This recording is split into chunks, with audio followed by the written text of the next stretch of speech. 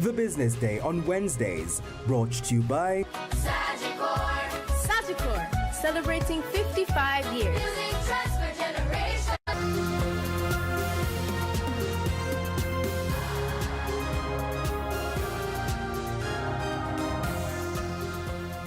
Welcome back, and it's now time for the Business Day.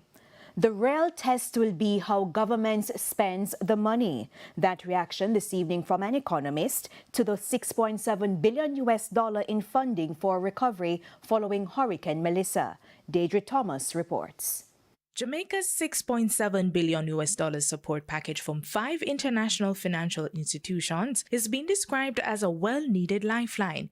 Economist Keenan Faulkner says this could shape the pace of national recovery and long-term reconstruction. It's welcome. It will allow the government the space to be able to reconstruct in the long term. So now it must be accompanied by a clear plan to be able to exhaust those resources and how the technical assistance will be used, what physical investments will be made.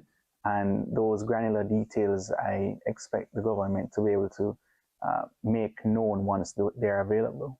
On what this level of financing could immediately mean for the economy, he's signaling cautious optimism. If spent properly means that the government can begin to front-load reconstruction to the extent that it now kickstarts economic growth, because the proceeds from disaster risk financing are meant really to staunch the revenue fallout in the initial phase of recovery.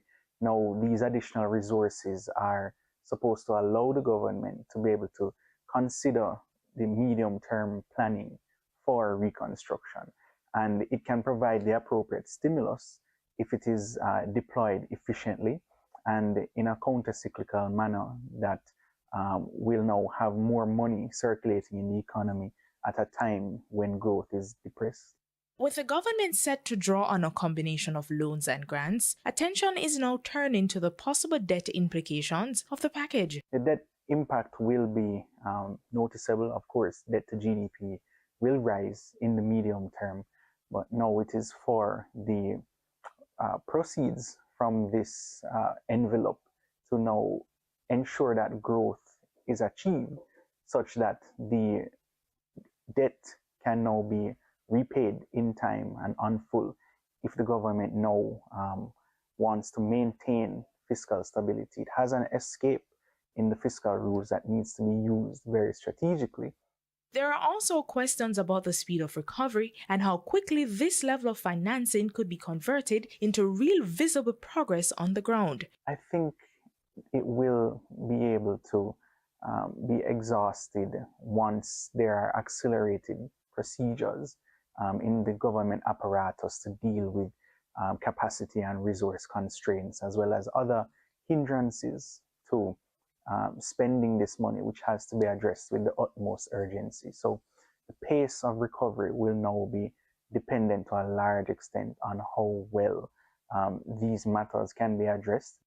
According to the World Bank, Hurricane Melissa caused $8.8 billion worth of physical damage to Jamaica. Deirdre Thomas, TVJ News. Kintyre Holdings has moved deeper into Jamaica's fast-growing spirits industry with the acquisition of Culture Rum. The junior market company says it has completed the purchase of the brand's full commercial operations, trademarks and product portfolio. Culture Rum is currently produced at a facility on Petron Street in downtown Kingston and is distributed nationwide through Miracle Corporation, with the plans to add more distributors as the brand expands.